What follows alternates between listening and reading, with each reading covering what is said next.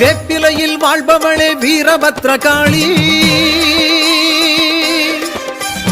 வேண்டி வரும் மக்கள் வினை தீர்ப்பவளே காளி,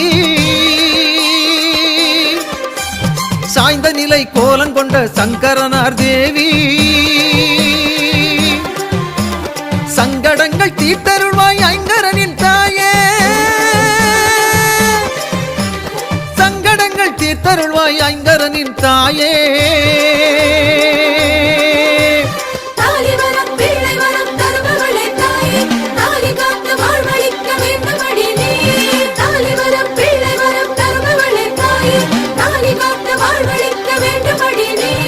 வேப்பிலையில் வாழ்பவளே வீரபத்ரகாளி, வேண்டி வரும் மக்கள் வினை தீர்ப்பவளே காளி.